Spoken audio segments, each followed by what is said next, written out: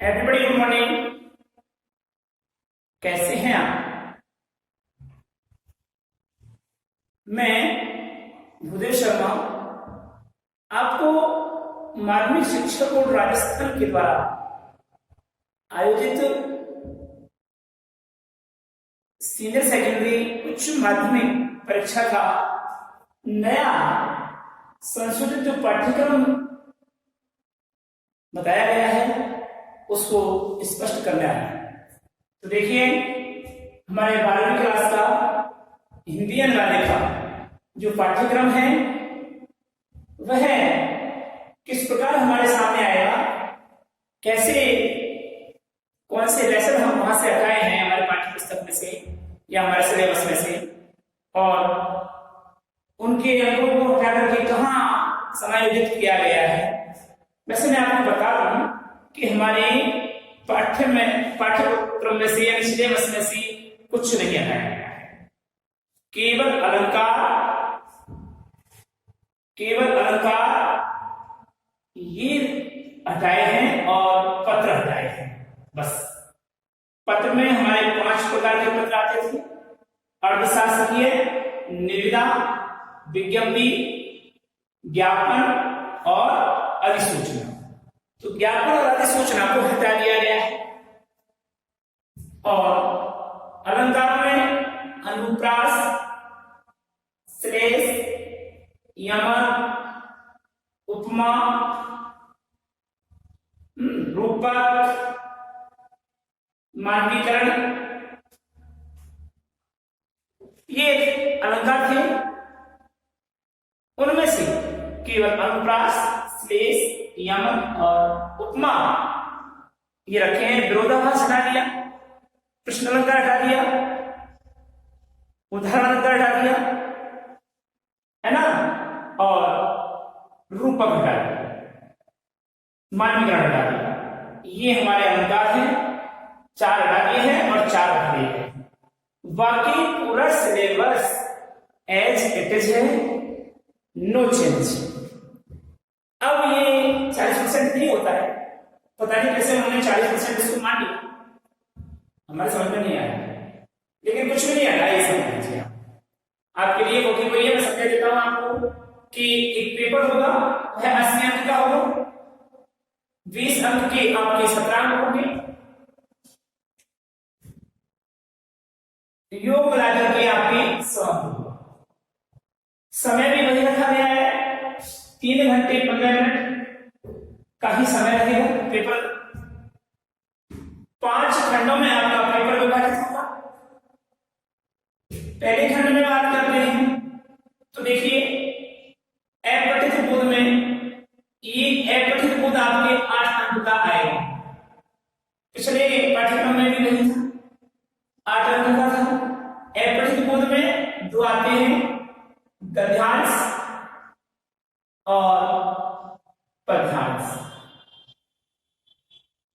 ठीक है, इन दोनों का वर्णन मैंने यहां किया है। अपठित गद्यांश 4 अंक का, अपठित पद्यांश 4 अंक का। खंड 2 में आइए, व्यवहारिक व्याकरण व रचना। ठीक है, यानी व्याकरण में हमारे 5 लेसन थी, रचना में 2 लेसन थे।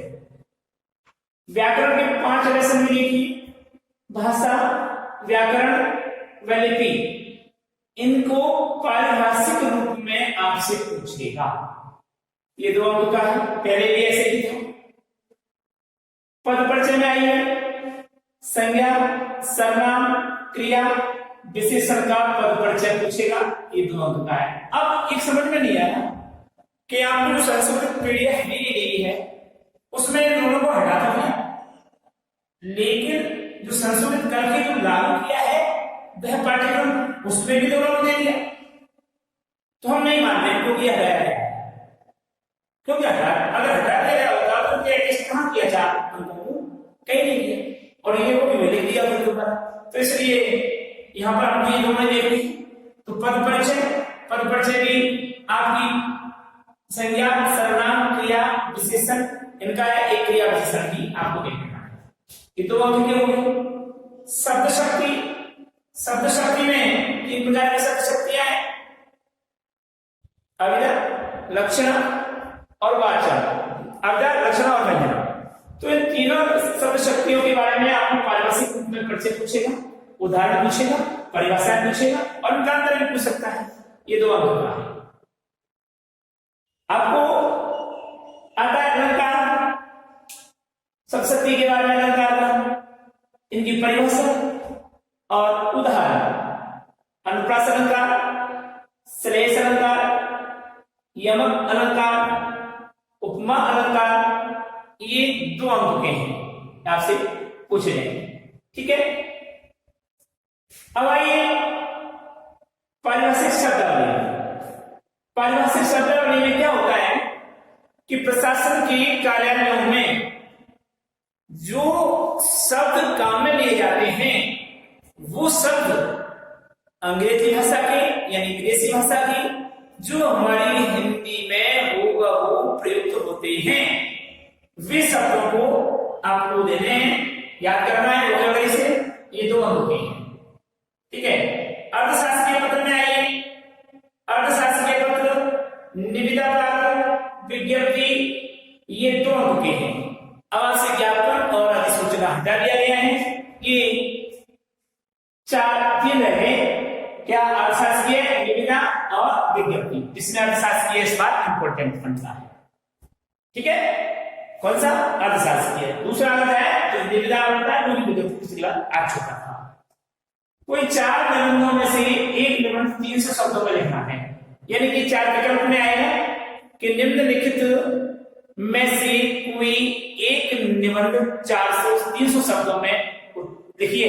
तो आपको 300 शब्दों में लिखना है, वो 4 अंक का है, तो ये भी आपको करना है। अब आते हैं हम पुस्तक, पाठ्य पुस्तकों के। तो आइए अच्छे से समझ में आ गया हम कि आपको गद्यांश और पद्यांश दोनों हैं, दोनों के 2-2 प्रश्न पुस्तक का आया है, तो आप भी आपको 2-2 प्रश्न पूछेगा। यहाँ व्याकरण का सिस्टम है, व्याकरण में से कुछ नहीं हटाया है, तो पत्र में से हटाया है और अलंकार में से हटाया है। That's all. अब आइए आप इधर पाठ्य पुस्तक की ओर। तो देखिए पाठ्य पुस्तक में सृजन पाठ्य 3 पुस्तकें हमारी। कौन कौन सी? सृजन, पीयूष प्रभा और संवाद सेतु। तो तीनों पुस्तकों को देखिए। सृजन से देखिए कि 2 में से कोई एक सप्रसंग व्याख्या गद्य से 4 अंक की, 2 में से कोई एक सप्रसंग व्याख्या पद्य से 4 अंक का, यानी कि गद्य और पद्य दोनों में से आपको दोनों की ही व्याख्या करनी है और वो भी 4-4 अंक की है। विकल्प में आएगा 2-2 देंगे, अथवा में आएगा अथवा में से कोई एक करना होगा। ये भी अथवा में से कोई एक करना होगा, ये पद्य से है और ये गद्य से है। ठीक है, अब आइए निबंधात्मक प्रश्नों की ओर चलते हैं। 2 निबंधात्मक प्रश्न होंगे, ये भी विकल्प में होंगे अथवा में।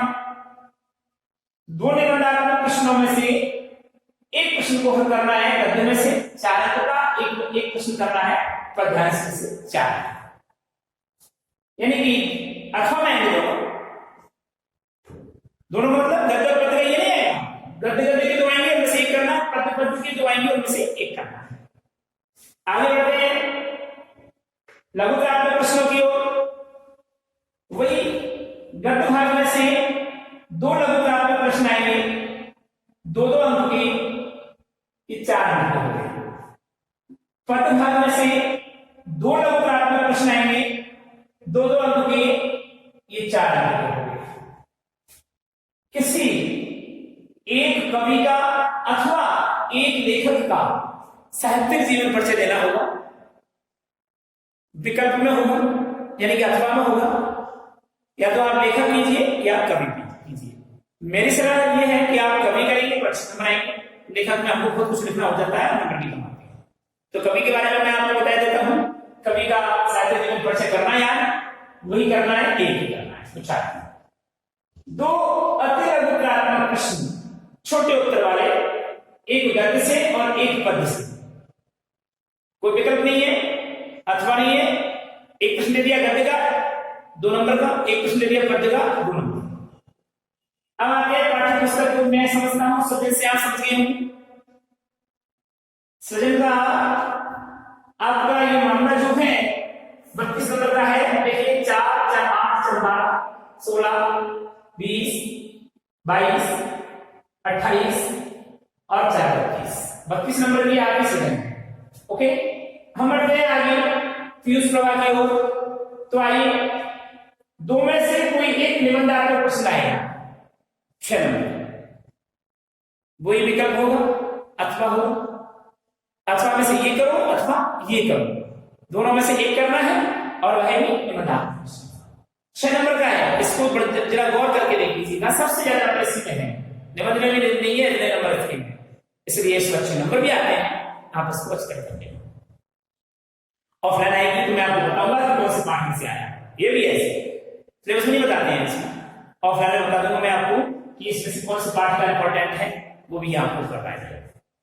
फिर इसमें आएंगे हम 4 लघुकात्मक प्रश्न आएंगे, कोई 3 प्रश्न कर देंगे, ठीक है।